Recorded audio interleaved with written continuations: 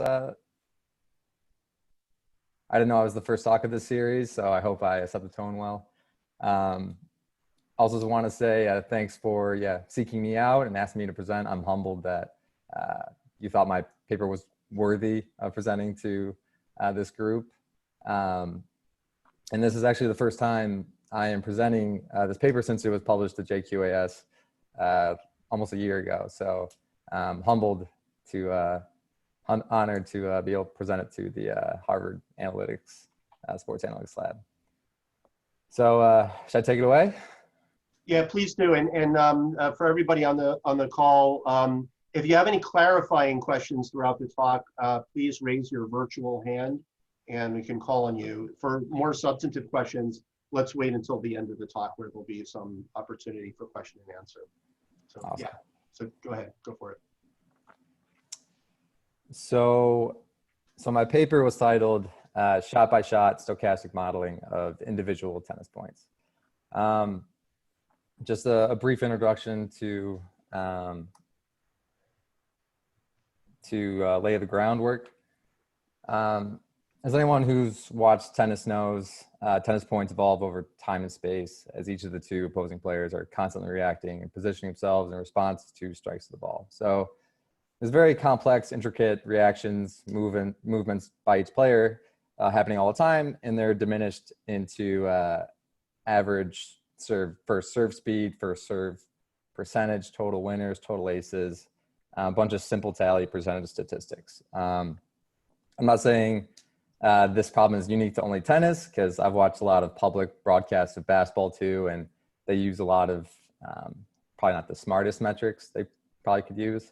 But this is actually the reason I got a start in sports analytics when I interned with the USTA, is because they noticed this problem that they were using probably overly simple metrics in all their broadcasts. So they wanted to bring in a couple interns to comb through this new data source that they had to see if they could come up with a more complex, more creative metric to show on broadcasts.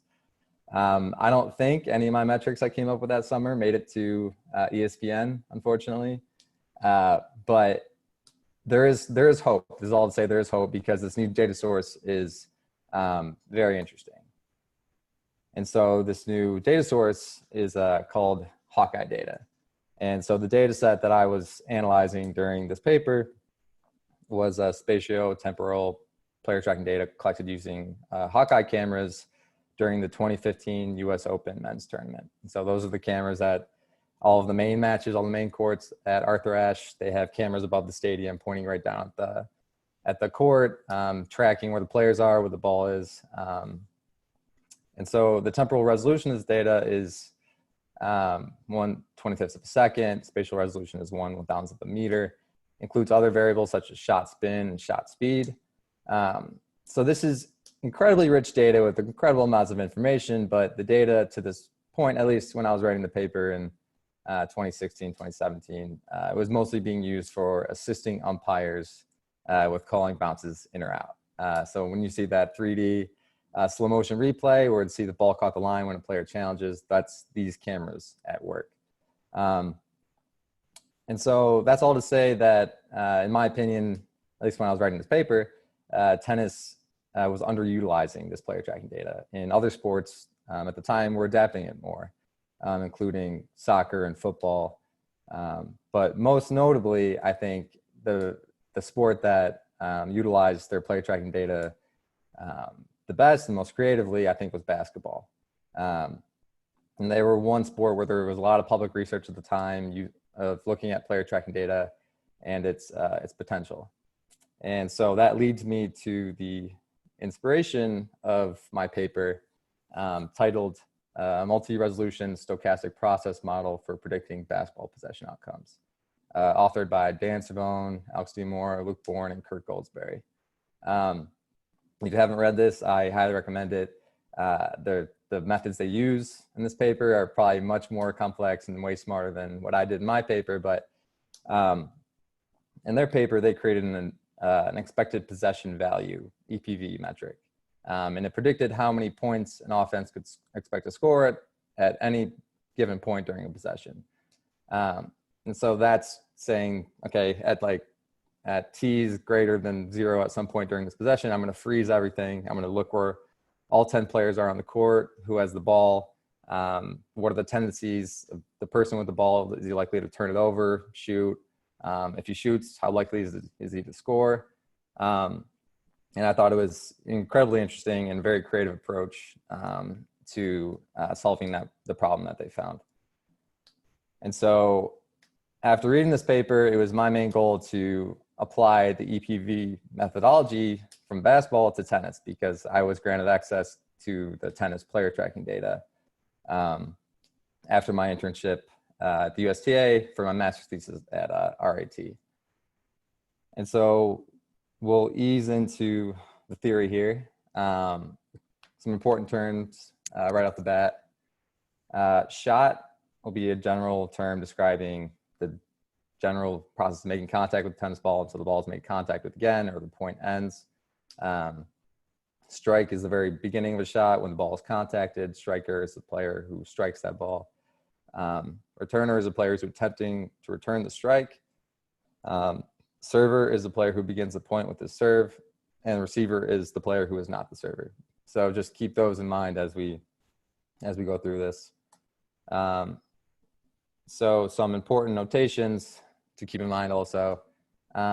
Let capital omega represent the space of all possible tennis points in full detail, with lowercase omega representing a full path of a particular point. So this is any possible way a tennis point could go. Let Z be a high dimensional space, including player coordinates, ball coordinates, shot progress, player IDs. So any information you want to grab at any point during this point path, you can grab it with Z, this high dimensional space. And ZT of omega will be a snapshot of the player tracking data exactly t seconds from the start of the point path omega, lowercase omega. And so that's exactly what I was saying before with basketball. At t is greater than 0, we're gonna freeze everything, evaluate where the two players are, where the ball is, who was the striker, who struck the ball, who was attempting to return it. Any information we'll need from player tracking data, we're going to freeze it and we're going to grab it. So a few more notations. Let ft of z represent the collection of all information from the player tracking data up to a time t. So this is every single possible snapshot up to a point t since the beginning of the point. So this is all the information in that point that you could possibly want. And let the possible point values of a particular point path omega for player I are either 0 or 1, denoted with capital gamma I omega.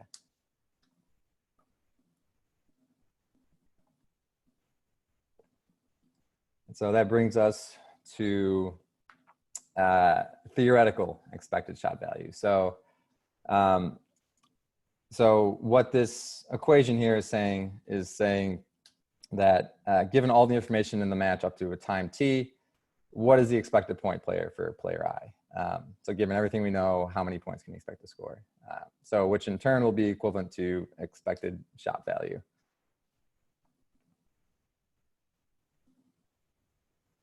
And so as I alluded to in the title of this talk, we're going to be applying stochastic modeling to this data. But in order to apply stochastic modeling to this data, we need to coarsen the continuous data, make it more discrete. So let C be a coursing that maps Z to a finite set C, and call CT of omega the state of the point. And so we're going to populate the coarsened state space C with summaries of the full resolution data, so that transitions between these states represent meaningful events in the tennis point. So what does that mean? In the basketball EPV paper, they created 3 states. So a possession state where the ball was possessed by a player, the ball is being dribbled around. A transition state where there's a pass in progress, a turnover in progress, shots going up, a rebounds coming off the rim, and an end state where it's either a made basket or it's stand of possession where the other team gets the ball. So obviously tennis is very different than basketball, so we need to adjust these states so that transitions between the states that we come up with makes sense to a tennis point. And so this is what I came up with. So there's going to be 3 states. There's going to be a server shot state, which will be the state when the server has his shot duration ongoing, a receiver shot when his shot duration is ongoing, and there'll be an end state. And so I created these states in a way that it's clear that we're going back and that we're stepping shot by shot through the points. So we're going to keep entering the shot states, server shot and receiver shot. We're going to keep going back and forth until we finally reach an end state. And so the 3 end states here are when the ball lands out of bounds, goes into the net, or there's no return. So the ball bounces twice on the other side, it goes by the other player. We're going to refer to that as a pure winner in this paper. And so continuing on, diving a little deeper into the end states.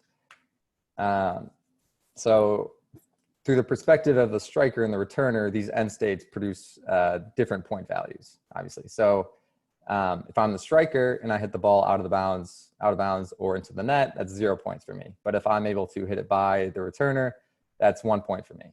On the flip side, if I'm returning and the striker hits into the net or out of bounds, it's a point for me. If it's hit by me, that's no points for me, a point for the opposition. So let x s of c be the point value for these end states, where c is an end state, and x r of c be the point value of the given end state for the returner. Continue on. So I alluded to there's end states and there's the shot states. So the shot states, for every shot in our data occurring at time t of a given point path omega, we are going to be giving it a strike state and a return state. And so strike state and return states are going to be ways of describing where both players are situated at the time of the shot in order to help quantify striking and returning ability. And we're also going to assume that the state of the point will be equal to the strike state of the most recent shot at time t. And shot states will be made up of the space P, so server shot and receiver shot will be made up of the space P. We're going to get into that in a little bit of exactly what strike states are, what shot states are specifically. So we have to make a few more assumptions here, time assumptions. So to help with the transition between these states, we need to create a tau-t, which is the first time increment after the beginning of the shot duration occurring at time t. Delta t is the endpoint of the shot duration. So you can think of tau-t and delta t as kind of bookends of the shot duration. Tau-t is the beginning, delta t is the end of it. And let rho s of tau, s tau of omega denote the player ID of the striker of the shot occurring at tau t, and let rho tau r of omega denote the returner player ID. So with that in mind, what this assumption at the bottom says, essentially, is that for predicting states beyond some point tau t, all information in the point history up to a time can be summarized by the state of the point at the beginning of the shot duration and by who the striker is at the beginning of the striker, or the beginning of the shot duration. So the dynamics of tennis make this assumption reasonable. So every time a player strikes the ball, this represents a structural transition in the tennis point to which both players, mostly the returner, they react. And so the actions prior to this most previous shot aren't likely to influence what's going to happen, what's going to happen next.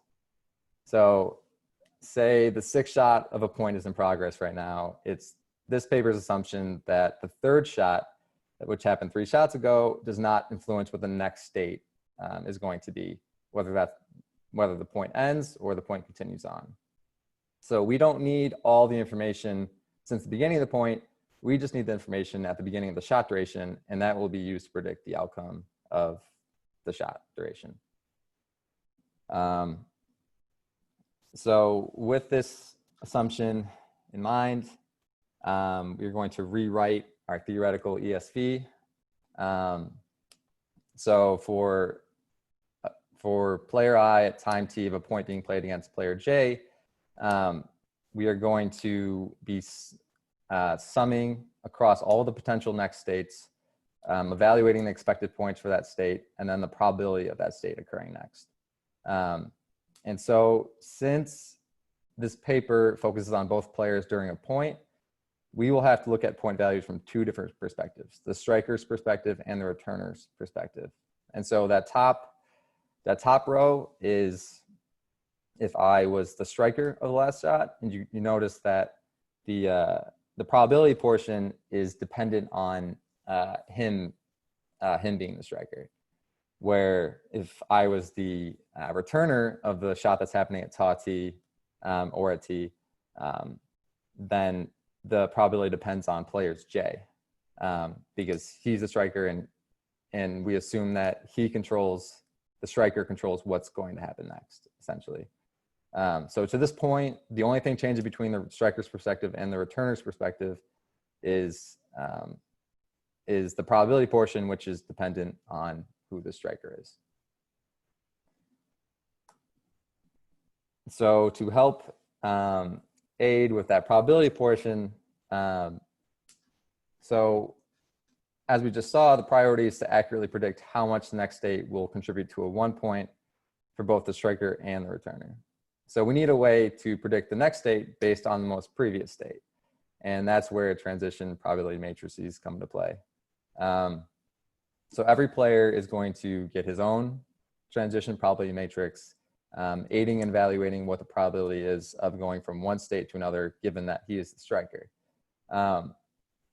So intuitively, this states that the striker ultimately decides what the next state will be based on the current state, whether that be the end of the point is the next shot state or the next shot state. And so we made this assumption since we believe that ultimately the striker has control on where to land the next shot, and it will force the returner to react and potentially relocate himself. So now we need to group together similar shot states in order to find player tendencies and to populate this, this probability matrix, which brings us to our next section. Region system and location categorizations. So another driving belief behind this research is that one of the most important factors behind where a striker chooses to hit the ball next is where both the striker and the returner are located at the time of the strike. So what we're going to do is utilize a 15-grid region system to help group together similar ground strokes based on where the striker and the returner are located at the time of the strike. And we're going to treat serve-related shots and ground strokes differently. So ground strokes in this paper will refer to shots that are not serves and not the return of serves. We'll describe why we separate ground strokes and serves in a moment. But continuing on with location categorizations. So I'm sorry to interrupt, Calvin. So when you say ground strokes, you don't necessarily mean like shots at the net, like that's included too. Shots at the net? Yeah. Yeah, so those are included. Anything that's not a serve or a return of a serve. So, so since it's a 15-grid region system that we're using here, for ground strokes, there will be 225 15 squared possible combinations. So it's the possible combinations are A-B, with A can be anything through 1 through 15. B can be anything through 1 through 15. And A is going to denote where the striker is located, and B is where the returner is going to be located. And as I mentioned before, we're going to be treating serve and serve returns differently. So they get their own groups: first serve, second serve, first serve return, second serve return. And so all possible location categorizations are going to be contained in this space P, which we alluded to earlier, which are making up our shot states, the server shot and the receiver shot. So to give the audience a feel for the data, so we had 38,000 ground strokes in the the 2015 US Open Men's Tournament. The returner locations for every ground stroke are in blue on the left, and the striker locations are in white on the right. So you can see on the left that returners kind of gravitate towards the middle, right in front of the baseline. Strikers don't have the same luxury as they are reacting to where the ball is going, and they have to go wherever the ball is. So one reason we are treating serves differently than ground strokes, outside the facts that serves are just fundamentally different than ground strokes, because serves you can aim, serves are typically much faster than ground strokes. Another reason is because there's a lack of location variation when it comes to where the server is located and where the server returner is located. And so before I get into the grid system, the region system that I have, returners are in blue on the left, and the server locations are on the right in white, right around the number 10 on the right. And so this is the first time I'm introducing the region system here. So regions 1 through 4 will be kind of an area right before, close to the net. 5 through 8 are an intermediate area between the baseline and the net. 9 through 11 will be baseline regions mostly. 12 through 15 are an area behind the baseline. And so on a serve, the server and the returner line up in approximately the same locations every time.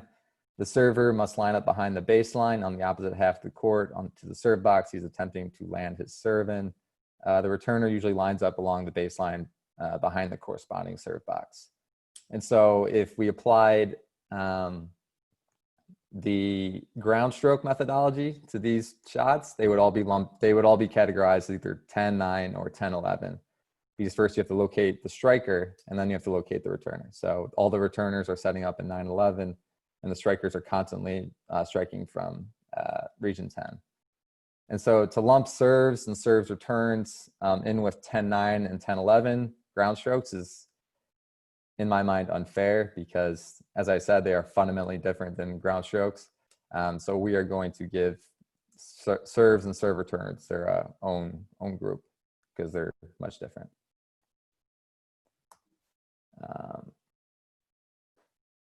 So just to get a little more feel for the data here, 35% of the ground strokes in this data set are with both the striker and the returner located at the baseline.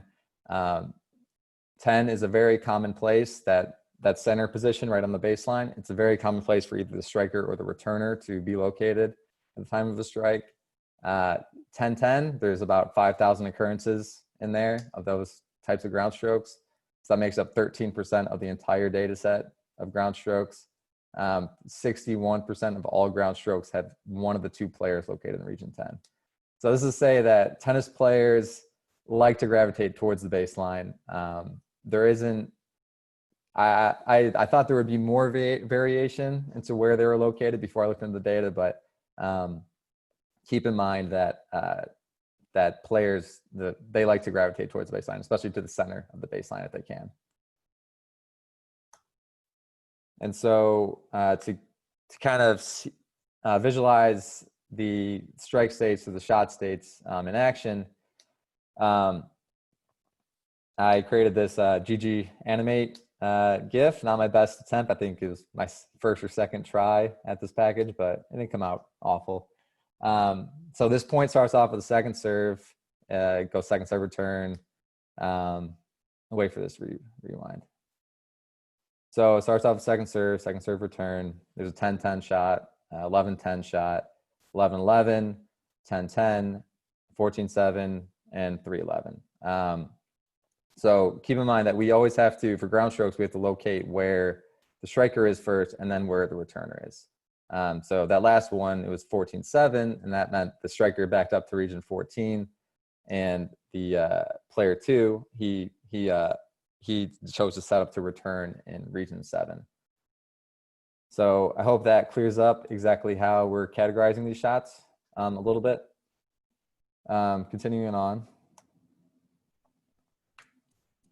we're going to talk about direct and indirect shots. So shots that directly lead to a one or lost point, we will refer to as direct shots. And so these will be given appropriate point values of 1 and 0. So those are the shots that go out of bounds, go into the net. They dribble right past the other player. Other shots will be referred to as indirect shots. And so these will be given some sort of point value between 1 and 0. The reason we're doing that is because direct shots only make up 29% of the total strikes in the data set. In order to properly identify a given player's ability from different areas of the court, we need to take into account more than just direct shots. And so for every strike in the data set, we're going to sort them into 7 different categories. So there's 3 direct categories and 4 indirect. And so the 3 direct ones are self-explanatory. For the striker, if I strike a pure winner, I'm getting a point. If I hit the ball out of bounds, that's no points for me. If I hit it into the net, that's no points for me. And so then you get into the indirect ones, and we have to pick values between 1 and 0 to assign to these. So at first glance, it might look kind of arbitrary. I'll get into that in a second, but I want to describe these categories first. So a setup of a pure winner, I'll back up. So it's this paper's assumption that it might be foolhardy, but we assumed that that the shot before one of these direct shots influences the next one. So setup of a pure winner, that's the shot before I hit a pure winner. So I hit the ball over to the returner, he hits it back, and then I'm able to hit a pure winner right by him. So that's assuming that my setup allowed me a little more wiggle room to be able to hit the ball by the returner. Force out of bounds, force net, that's when I hit it to the returner and the returner hits it into the net or out of bounds. Those 2 categories I just talked about, they'll be given weights of 0.75 because they aid in the winning point. Setup of opponent's pure winner, that's when I hit it to the returner and then he's able to hit it right by me. So that's making the assumption that I hit a lollipop to the returner and he's able to hit it right by me the next shot. All other shots will fall into an other category and they'll be given a neutral weight of 0.5, right between 1 and 0. And so there is some method behind the madness here with the indirect weights. We tried different weights for these types of shots. We tried assigning them all to 0.5. We tried 0.8, 0.2, 0.6, 0.4, tons of different variations of that. And the validation I'll explain later for the metric. This produced the best results when we assign these weights to those shots. So there might have been a more scientific way to calculate or figure out what these weights should be, but this gave us good, reliable results, so we rolled with it. And so what are we using these strike weights for? So since we are incorporating transition probability matrices to predict how much the outcome state or the next state will contribute to a 1 point, we must consider all possibilities. So say if player I is giving from a given strike state, we need to account for the possibility that the point does not end and it continues on. So say player I is striking from 10-10 right in the middle of the baseline.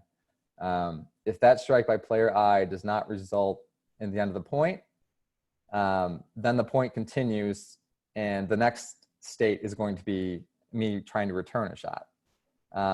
Conversely, if I'm the returner and the striker does not hit it out of bounds into the net or past me, then the next state is going to be me striking from somewhere. So this is say we need to somehow quantify that next state that doesn't have a concrete point value of 1 or 0. And so to do this, we need to create a couple more metrics, and we're going to call that strike value and return value.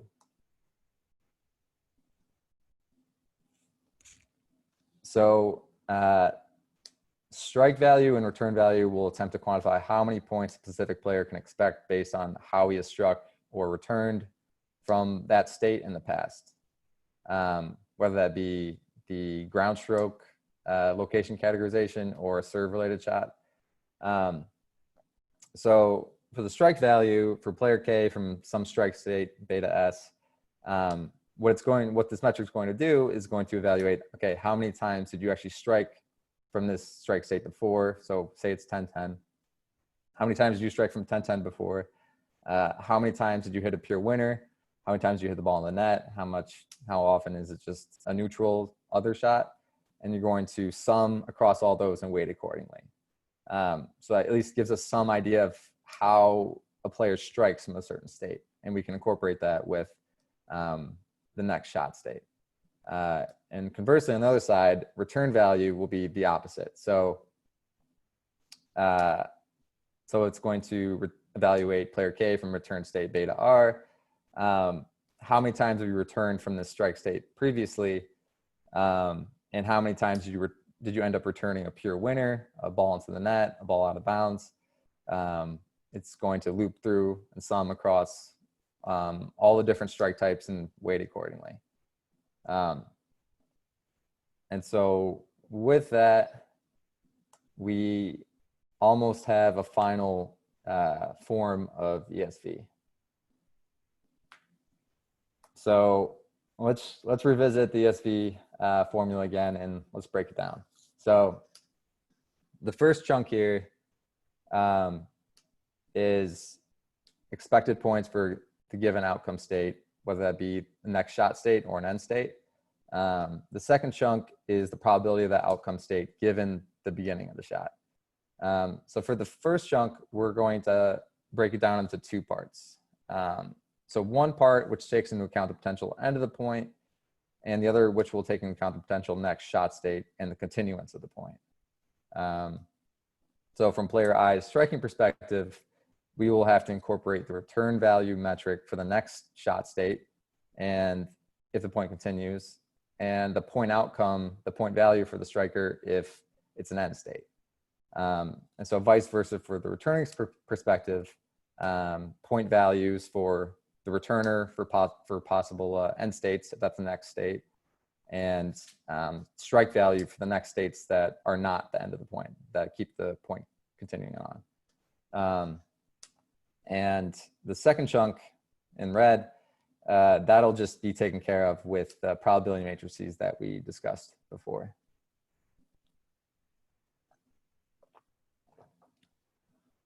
So with that in mind,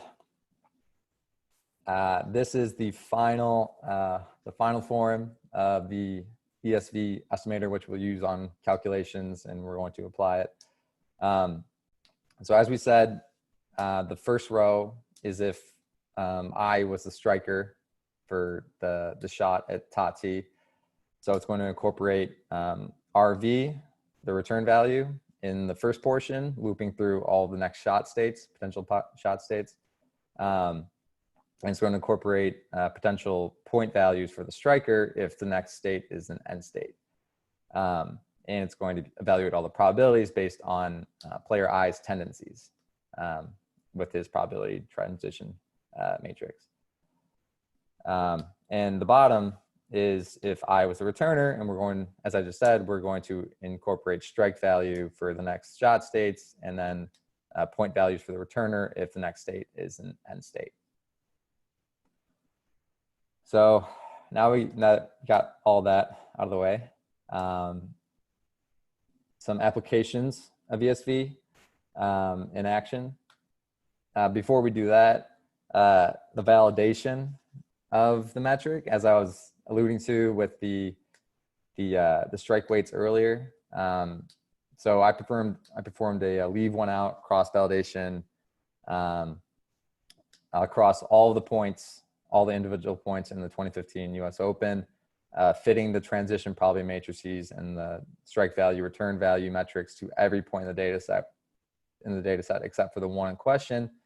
And then when I was calculating the ESV for these points, as I was going through them, I would mark if the player actually won the point or not, if he ended up winning or losing. And so once I went through every single point in the data set, I binned the win rate by every 0.5 or 0.05 or 0.1. And after that, I plotted the win rate versus the binned ESV value, and it produced an R-squared of 0.84. And so generally, as the ESV values increase, the win rates increase as well.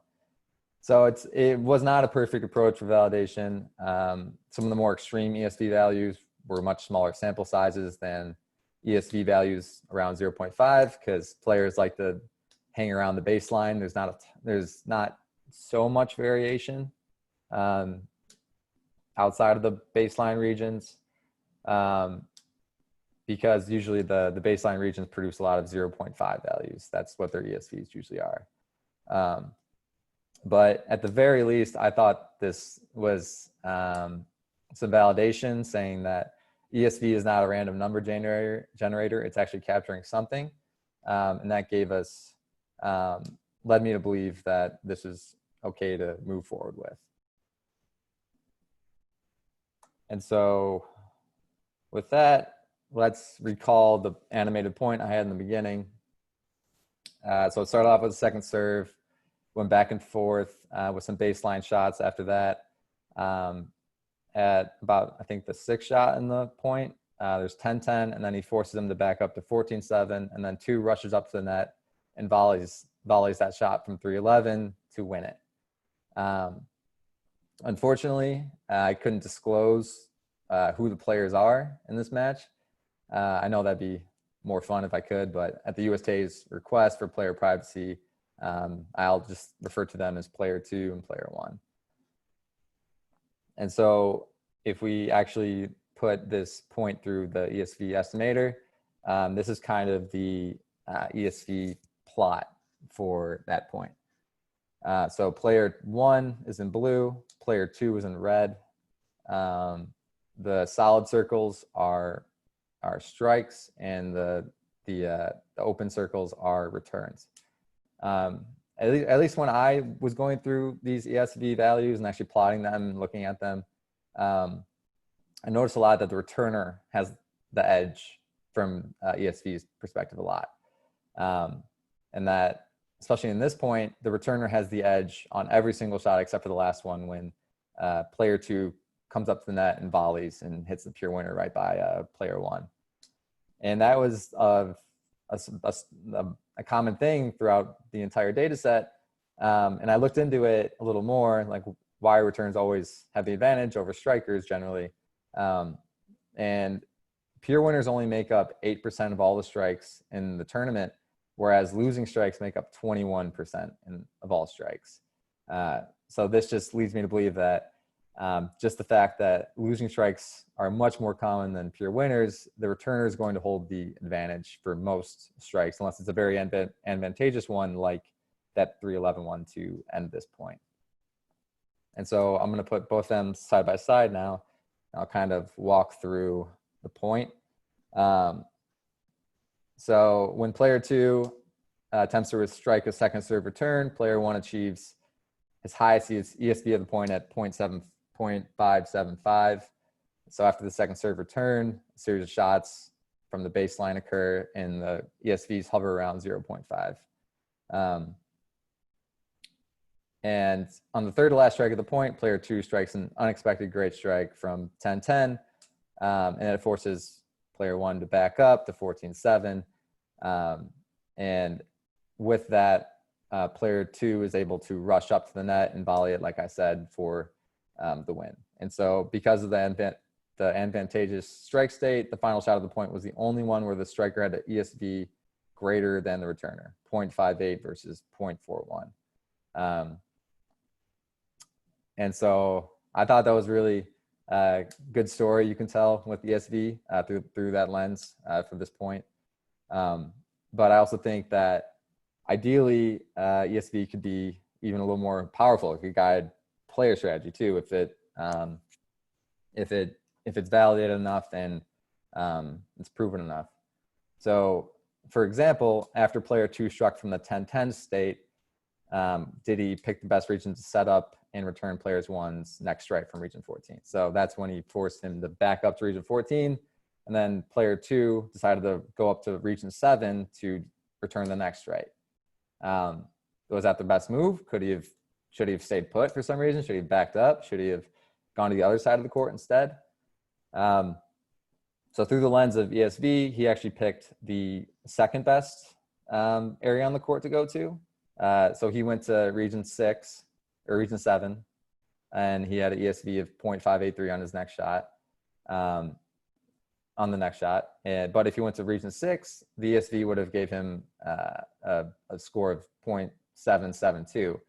And so in the future, you could see if this is adapted, a strategy saying, okay, anytime that you back him up to region 14 or behind the baseline, then you rush up the net every single time or something like that, or just to visualize and player weaknesses and strengths, and could guide player strategy just like that. Conclusions. Definitely some pros and cons to ESV. First and foremost, I like to think this is a very creative approach. I like to give myself a pat on the back. I think creativity should be encouraged in the public field always, help spark other, better, more creative ideas. It incorporated player tracking data and player tendencies, which I think is a step in the right direction for tennis analytics. The simplicity, the speed of the method, I think is also a strength. It's not very computationally expensive, so especially just for a few points, it'll go through it really quickly, where I know some other approaches might be more computationally expensive. Cons, strike weights and region system could be improved. And definitely some small sample issues, because the transition probability matrix is just observed frequencies at this point. So small samples, it doesn't handle well at this point. So room for improvement. I think smoothing out the grid system makes a lot of sense with spatial models, similar to what they did in the basketball paper. If I had more time on my hands and I was a little smarter, a little more well-equipped with spatial models, I would love to get my hands dirty with that and I'll play around with that. I think that could be a real improvement to this method. I think smarter strike weights definitely makes sense, more scientific approach to assigning those. I lumped all serves together, all second serves together, and first serves. And I think that might be underplaying the importance of serves somewhat. So probably more attention to serves if I had to redo this paper. And just more data. I only had one tournament of data, but if I could have 4 or 5 years of data, I mean, that could validate this method even more, or expose flaws that I don't see yet. So all that could help ESV in the future. And so that is the end of my talk. This is the references. This is the basketball paper again. Please read it if you haven't already. Multi-resolution stochastic process model for predicting basketball possession outcomes. And this is my contact information if anyone has questions after this. All right, let's give Calvin a virtual hand. Thank you. Thanks a lot, Calvin. That's great. So I want to open it up to questions. So please, if you have questions, raise your virtual hand.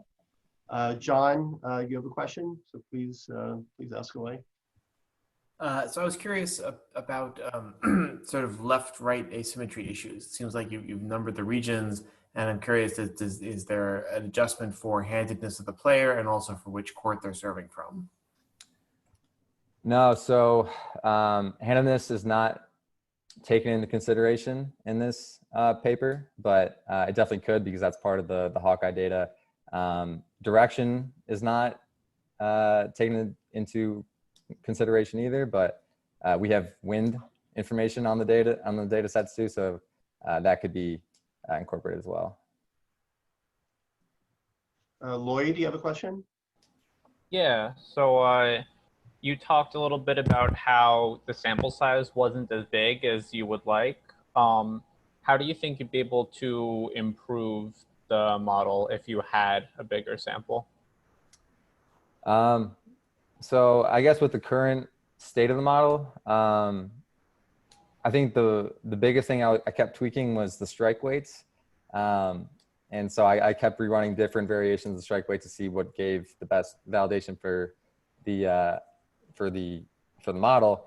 But the problem was the higher or lower ESV values, they had very small sample sizes because most players like just to hover around the baseline. So a lot of ESV values are at 0.5. So I think just more data would help populate those, the high ESV values and the low ESV values. So that could help me find smarter strike weights, I guess, faster and easier. Thank you. Yep. Lori? Yeah, thanks. And great talk. Thank you.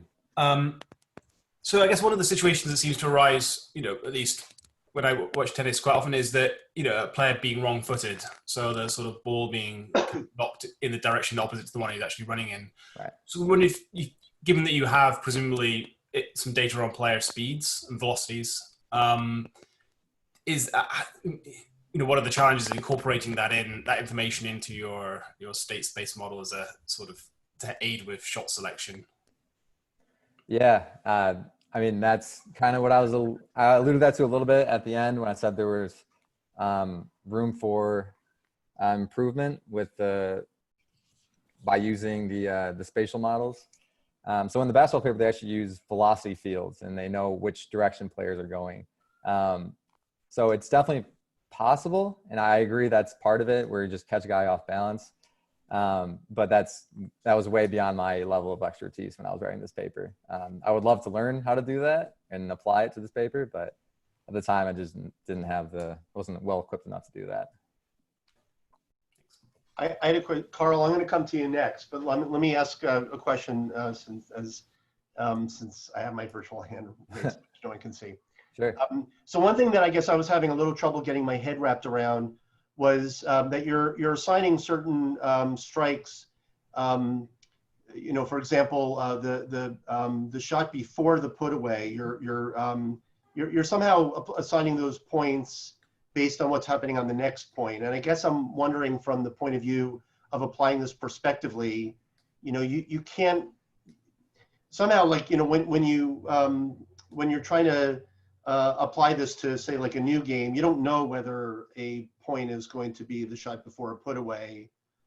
So I'm just having trouble getting my head wrapped around how you're assigning points that way.